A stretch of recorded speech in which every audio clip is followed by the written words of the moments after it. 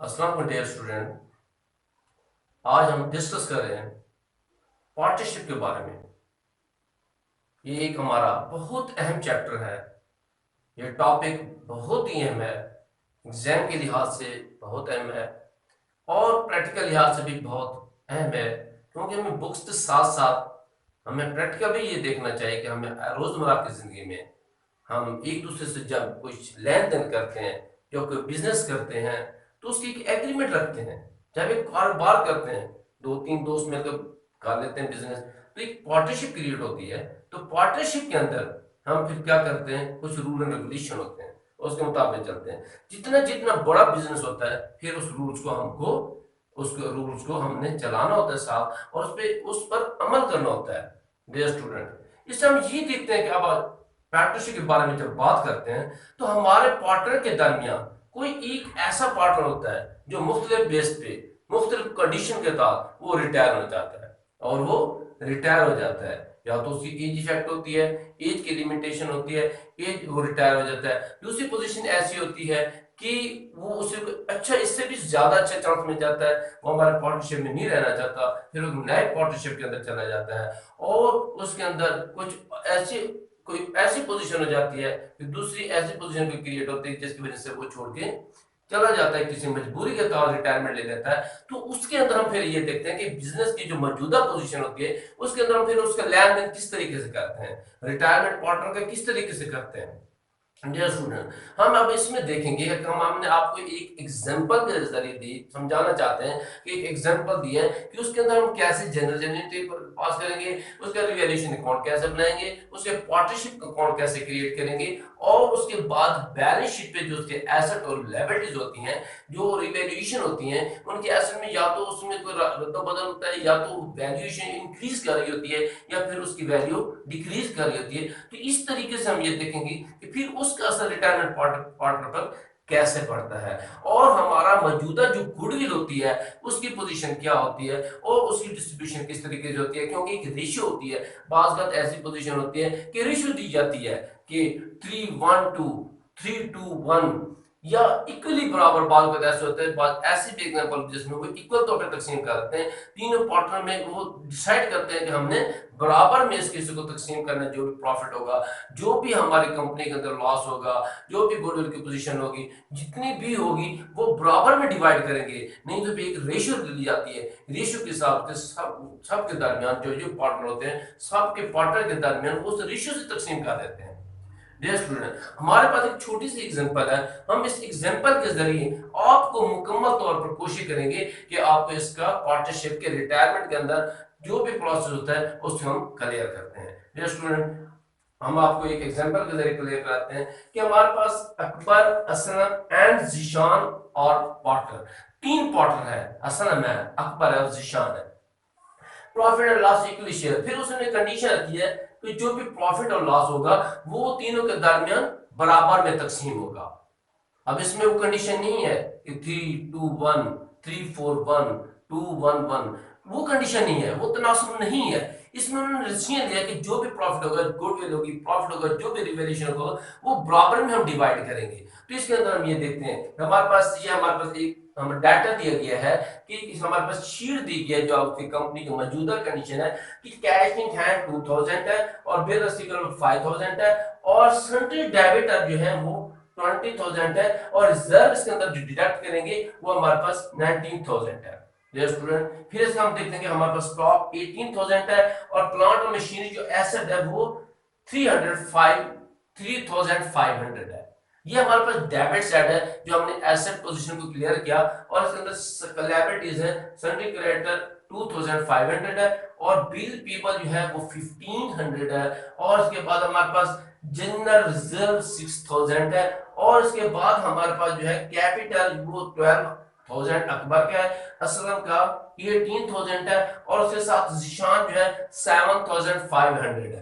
तो ये हमारे पास 47,500 दोनों साइड पर। अब इसके अंदर हमारे पास एडजस्टमेंट दी गई है जो ड्यूरिंग ईयर जो है, जो ड्यूरिंग हमारे पास पीरियड है, उसके अंदर जो रद्द बदल हुई है, जो भी हमने ट्रांजैक्शन की है, उसके अंदर जो भी इस बैलेंस शीट पर जो हमारे पास जो स्टेटमेंट दी गई है, इस पे इफेक्ट कैसे हो गया जब हम जनरल एंट्री पास करेंगे, अकाउंट बनाएंगे, बैलेंस शीट बनाएंगे, फिर उनका ऐसा इफेक्ट जो होगा बैलेंस शीट का कहाँ कहाँ होता है।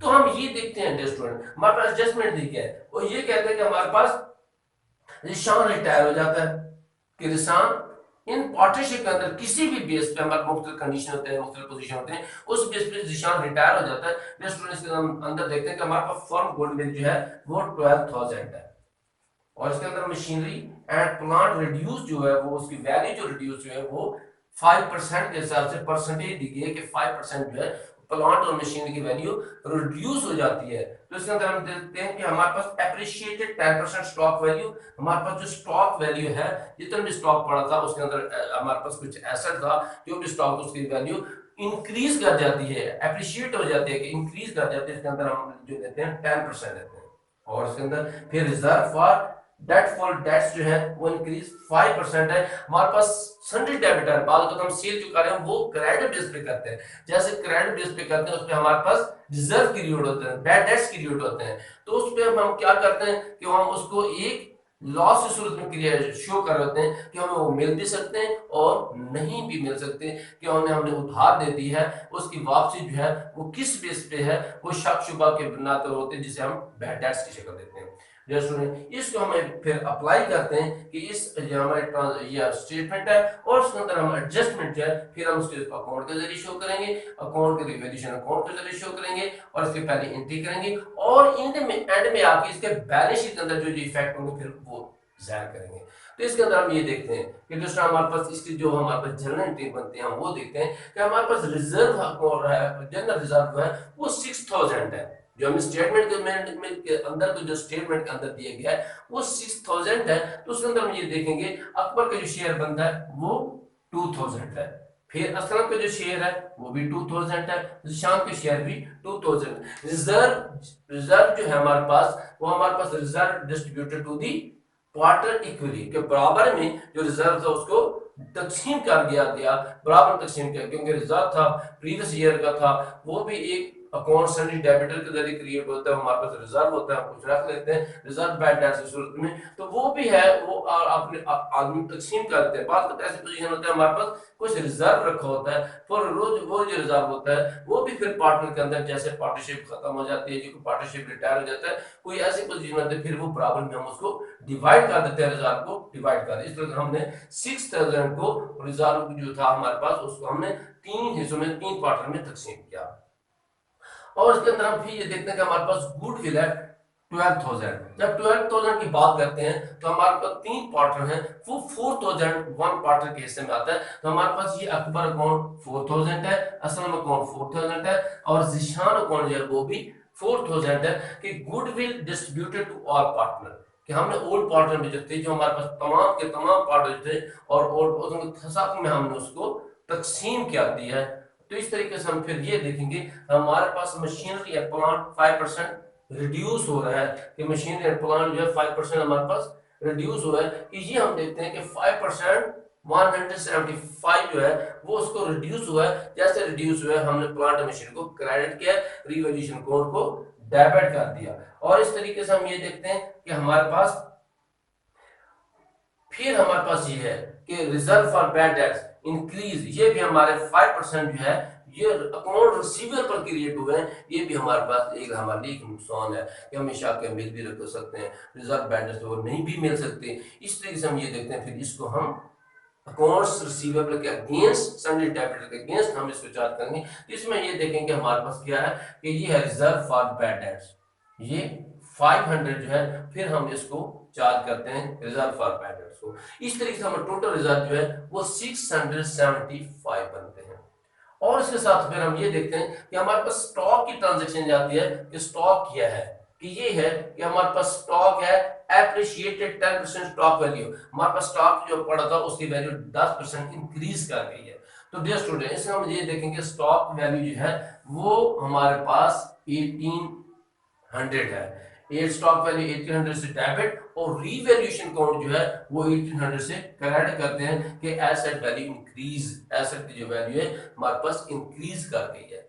डियर स्टूडेंट, इसके अंदर हम फिर ये देखते हैं कि हमारे पास रीवैल्यूएशन अकाउंट है, जिसमें हम ये देखते हैं कि जब एसेट की वैल्यू इंक्रीज या डिक्रीज होती है तो रीवैल्यू होती है, उसकी जो अमाउंट होती है वो चेंज होती है। तो इस तरीके से हम ये देखते हैं कि हमारे पास ओरिजिनल स्टॉक, हम रीवैल्यूएशन अकाउंट जब बनाएंगे तो रीवैल्यूएशन अकाउंट की बात करते हैं कि कहाँ वो डेबिटर है और कहाँ वो क्रेडिटर है।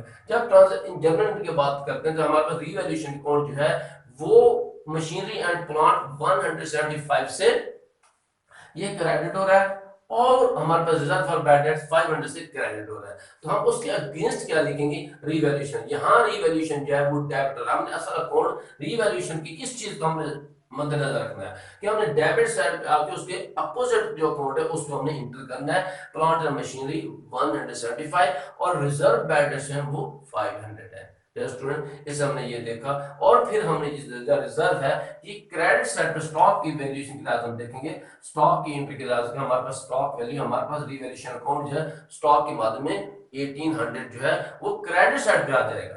इस तरीके से जब हम 1800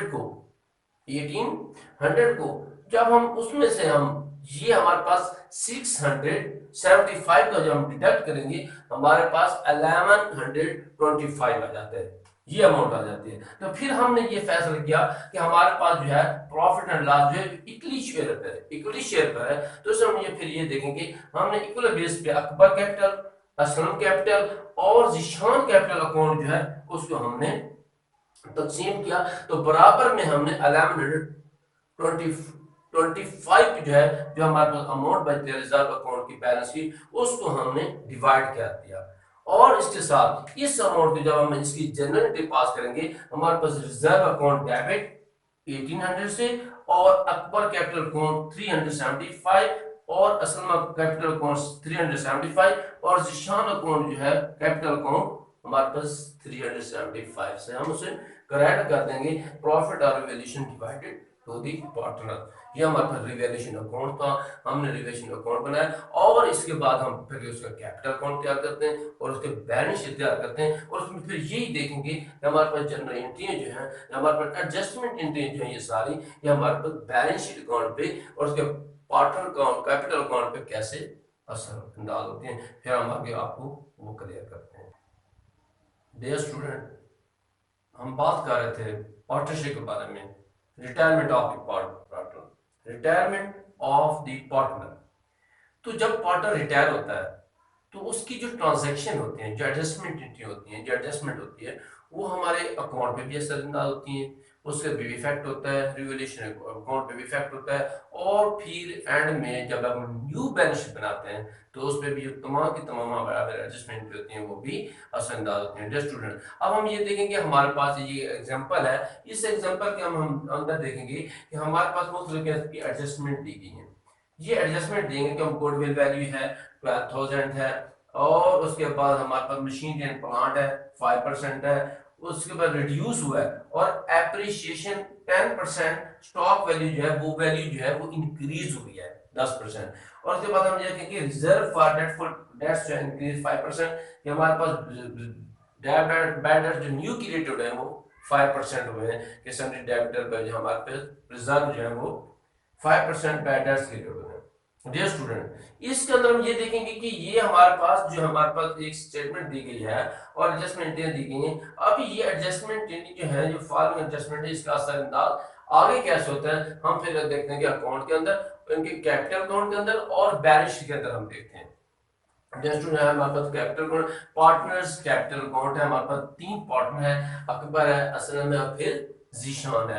तो इसके अंदर हम ये देखते हैं कि हमारे पास फिर ये डेबिट साइड है और ये हमारे पास उनकी कैपिटल अकाउंट की क्रेडिट साइड है। तो हमारे पास ये उनकी इन्वेस्टमेंट जो है, जो कैपिटल है वो है 12,000, 18,000, 7,000 और 500। तो इसके अंदर हमारे पास बैलेंस कैरी डाउन जो है वो 12,000 हमारे पास अकबर का है, असलम का 18,000 है, और उसके साथ जीशान का जो है 7,500 है। और इसके अंदर फिर ये देखते हैं कि हमारे पास रिजर्व जो है, जनरल रिजर्व जो है वो 6,000 है, उसका शेयर जो है इसके अंदर ये 2,000 पर, क्योंकि इक्वली तौर पर उन्होंने डिवाइड तकसीम कर बराबर में उन्होंने तकसीम किया इक्वल बेस पे। तो इसके बाद हमारा जनरल रिजर्व जो है वो 2,000 है, अकबर, असलम और जिशान का 2,000 जो है हम उसको डिवाइड कर देंगे 6,000 आ जाएगा। और उसके साथ स्टूडेंट हम ये देखते हैं कि हमारे पास गुडविल जो है उसकी वैल्यू जो है हमारे पास, ये गुडविल वैल्यू जो है वो 12,000 है। उसको हम जब बराबर में डिवाइड करेंगे, 4,000 हमारे पास अकबर का है, 4,000 असलम और 4,000 जिशान के अकाउंट में हम उसको, कैपिटल अकाउंट में हम उसको इंटर करते हैं। और उसके बाद रीवैल्यूएशन अकाउंट है हमारे पास, कि रीवैल्यूएशन अकाउंट जो है हमारे पास वो है हमारे पास रीवैल्यूएशन अकाउंट। जब उसका अकाउंट हमने बनाया था वो था हमारे पास 1125 हमारे पास बैलेंस कैलकुलेट हुआ था। और उसके साथ हम इसको बराबर में जब शेयर करेंगे 375 आता है हमारे पास रीवैल्यूएशन अकाउंट का।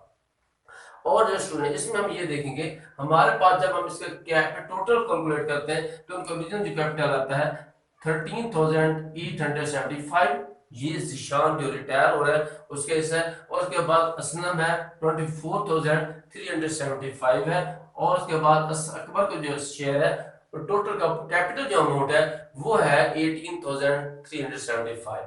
और उसके बाद इसका जो हमारे पास क्रेडिट सेट बड़ी है, फिर हम उसको जो बैलेंस लेके आते हैं हमारे पास ये जिशान अकाउंट है जो रिटायर हो रहा है 13,875। और इसके साथ हमारे पास अकबर को जो है बैलेंस जो है 18,075 है। और असलम का जो बैलेंस है 24,375 है। तो इस तरीके से हमारे पास ये इसका कैपिटल अमाउंट हम कैलकुलेट करते हैं, तीनों के कैपिटल अमाउंट आ गई हैं। और इसके साथ हम balance sheet, new balance sheet create करते हैं। ये हमारे साइड एसेट साइड है, डेबिट साइड, और क्रेडिट साइड पर हमारे पास लायबिलिटी साइड है। तो स्टूडेंट अब हम देखेंगे कि हमारे पास balance cash in hand 2000, cash in hand 2000 ये हमारे पास है। 2000 जो है ये कैश इन हैंड 2000 है। फिर सन्ड्री डेबिटर 20,000, सन्ड्री डेबिटर 20,000 है। और 100 रिजर्व था उसमें, उसको रिजर्व जो था वो 100 था। और बाद में एडजस्टमेंट के अंदर हमारे पास रिजर्व जो है वो हमारे पास है 5, ये हमारे पास है। हमारे पास रिजर्व 5% जब हम कैलकुलेट 500, हमारे पास 500 आता है रिजर्व, बाद में जब हमने कैलकुलेट किया वो 500 रिजर्व है। तो हमारे पास 1500 जो है वो रिजर्व है, हम इसको डिडक्ट करेंगे टोटल सन्ड्री डेबिटर में से, तो ये हमारे पास 18,500 आ जाएगा। और उसके बाद हमारे पास है बिल रिसीवेबल, बिल रिसीवेबल है वो 5,000 है, हम ये देंगे 5,000, ये 5,000 आ जाएगा हमारे पास बिल रिसीवेबल। फिर हम देखेंगे स्टॉक, स्टॉक की वैल्यू हमारे पास 18,000 है। और उसके अंदर जो एप्रिशिएट हुआ है वो 1800 जो है, उसका 10% जो है वो 10% जो है एप्रिशिएट हुआ है, ये हम ये देखेंगे। ये इसमें हम जमा कर देते हैं 9,800 उसका बैलेंस कैलकुलेट होगा। और फिर उसके अंदर देखेंगे प्लांट एंड मशीनरी 3,500 हमारे पास है। प्लांट एंड मशीनरी की जो वैल्यू है वो 3,500 है। 3,500 हमारे पास प्लांट एंड मशीनरी की वैल्यू है। और उसके अंदर हमारे पास डेप्रिसिएट जो हो रही है 175 हो रही है। हमारे पास बैलेंस है 3,325 बचता है।